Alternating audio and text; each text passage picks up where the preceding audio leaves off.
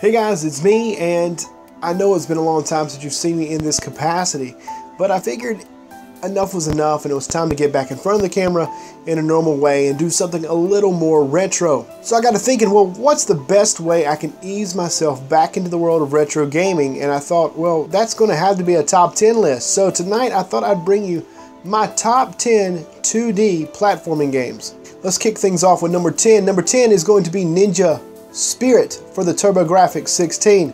Now, back in the day, I didn't actually own a TurboGrafx. It wasn't until just a few years ago I actually got my first TurboGrafx. But let me tell you, one of the first titles I hunted down and purchased was Ninja Spirit. It takes everything about Shinobi or Ninja Gaiden that I really like and just gives it a big shot of adrenaline and steroids and makes it that much better, at least to me. Awesome power-ups, crazy enemies, really insane weapons. It's just really a great game.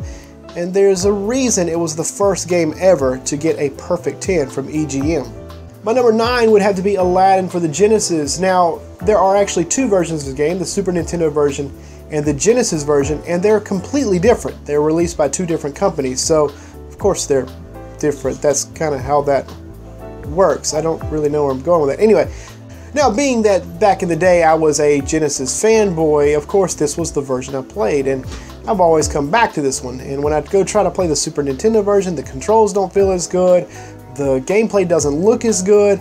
Now, of course, this is all just biasness, probably, but what can I say? I hate Disney and I love this game.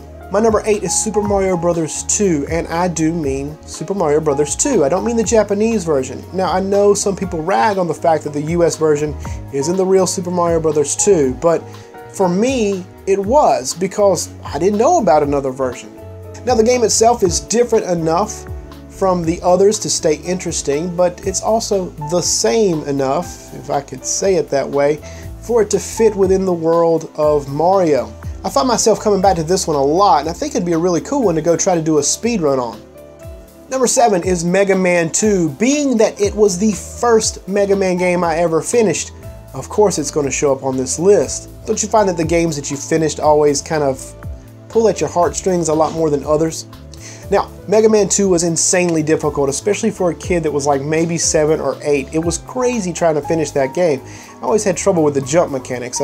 He was like made of metal, so of course he jumped real fast and just dropped, you know. So I struggled with it, but with a little time and a little bit of help from friends that had finished it, I eventually figured out the proper pattern to finish the game the fastest. And to this day, it's one that I still like going back to, drop it into my Nintendo, and trying to do a run through of. Now, number 6, I'm a little worried I'm gonna catch some flack for this one, but Castlevania Bloodlines. There, I said it.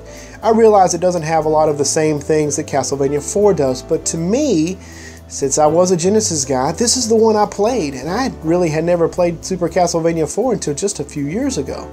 So for me, the 16-bit Castlevania game was always Bloodlines, and of course that makes a difference. Now, I always love the fact that you got to choose between two different characters, and I of course always chose the spear guy, but I chose him because you could do a sweeping move and kind of pull off an 8-directional hit pattern. Now, the only gripe I ever had with the game was I never liked the password system. It was just too much for me.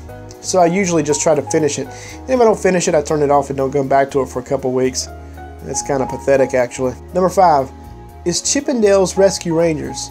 I'm sure I'm not the only one that has a lot of really great memories of renting video games. And Rescue Rangers is one of those that I never owned, but I rented over and over and over and over again, and it's one that I love to play, and I was really thrilled to finally find a copy of it back in the day, and now it's mine. I actually have a copy, but every time I play it, I kind of go back to that moment that I rushed home from the video store and threw it in the Nintendo. I guess you really never get away from those feelings, huh? Number 4. Now, you can actually thank the movie The Wizard for this being on the list. Super Mario Bros. 3. Man, that reveal in The Wizard of Super Mario Bros. 3 blew my freaking mind. I was watching the movie, and we had gotten the game for Christmas. I actually got this game and Back to the Future at the same time, and we had been working our way through it and trying to get through it, and we had got up to like level 4, level 5 or something like that, and just It was taking a long time and we were really struggling with it. That was until we watched The Wizard and realized you could get 2 flutes in the first world. We immediately stopped the movie, got up, and went and played the game. I think it's funny that I was picking up video game tips from movies. I don't feel like you can do that anymore. Number 3, Sonic 2. When I first got Sonic 2, I got it for Christmas with my Genesis. It was bundled in, and we played that literally all Christmas Eve night. Left the power on the Genesis on all night so that we could pick up the next morning and start where we left off. I'm fairly positive I've never ever done that with a game ever since then. And to this day, Sonic 2, I love throwing it in and trying to get through it as fast as possible. There's sometimes I feel like I could probably do the first level or 2 completely blindfolded. Number 2, now this was a toss-up. Now this was really close, but I had to go ahead and make a decision. And that's the original Super Mario Brothers.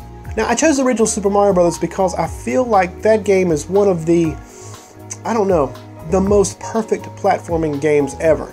It kind of grows with you as you go through the game. It starts off easy enough, but by the time you get to the end, you're blowing your mind. But it never ramps up the difficulty in such a way that you just totally get ticked off and throw your controller. It's always growing with you and you're growing with it. So I really think that it's probably one of the most perfectly designed games ever. Well, time for the number 1, and I'm pretty sure most of you know exactly what I'm going to choose. Castlevania, of course. Now Castlevania is not only my favorite 2D platformer, it's probably my most favorite game of all time. And it's that way for a couple reasons. One, I think the platforming elements are great. I think the action elements are phenomenal. I love the fact that you use a whip as a weapon. That's cool. I love the fact that you find pork chops in a wall and that's what gives you health. But I also always desired, and this is kind of creepy, but really good horror-based games, and Castlevania really fit that mold. And to this day, Castlevania is kind of the standard that I hold every horror-based game to. Well guys, that's it. That's the first top 10 list to get back to the swing of things, and I hope you liked it. If you didn't agree with me, I'd love to hear what you would choose down in the comments. Remember to rate, comment, subscribe. As always, thanks for watching.